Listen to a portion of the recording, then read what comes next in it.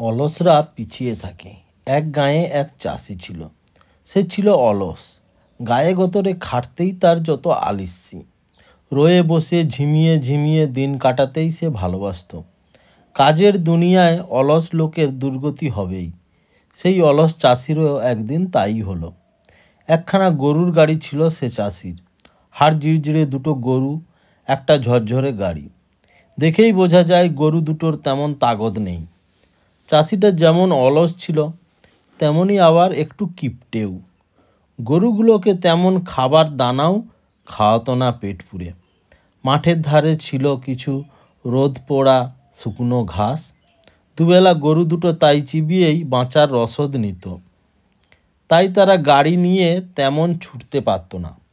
অথচ তাদের মালিক চাইতো তারা যেন মেলগাড়ির মতো ছোটে। তাই সে গাড়ির উপর বসে কঞ্চির পেটানি দিত গরু দুটোকে। একদিন চাষি তার গরুর গাড়ি নিয়ে গাঁয়ের সীমানা ছাড়িয়ে মাঠের পথ ধরে যাচ্ছিল। টানা বৃষ্টি হয়েছে কদিন।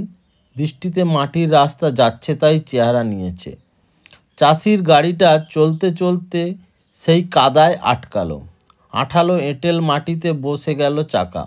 হাড় জিড়জিড়ে গরু দুটোর সাধ্য ছিল না যে গাড়িটা টেনে তোলে। তারা সে চেষ্টাও করলো না, চুপচাপ দাঁড়িয়ে পড়ল।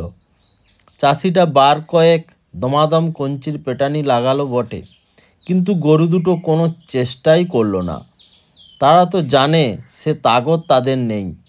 রোদে পোড়া বিবর্ণ ঘাস খেয়ে সে তাগদ জোটানোও যায় না।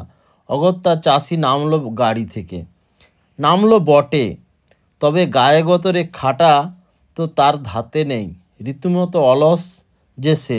চাষি এদিক ওদিক তাকিয়ে দেখলো কারো সাহায্য পাওয়া যায় না। কাউকেই দেখতে না পেয়ে চাষি তখন হাঁটু গেড়ে গাড়িটার পাশে বসলো। তারপর প্রার্থনা শুরু করলো ঈশ্বরের কাছে।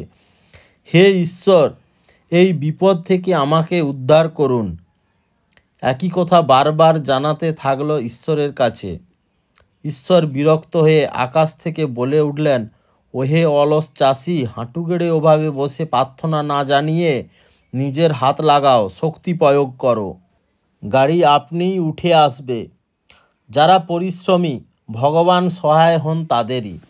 তো বন্ধুরা, গল্পটি যদি ভালো লেগে থাকে অতি অবশ্যই চ্যানেলটি লাইক করবেন, সাবস্ক্রাইব করবেন এবং কমেন্ট করতে ভুলবেন না। ধন্যবাদ।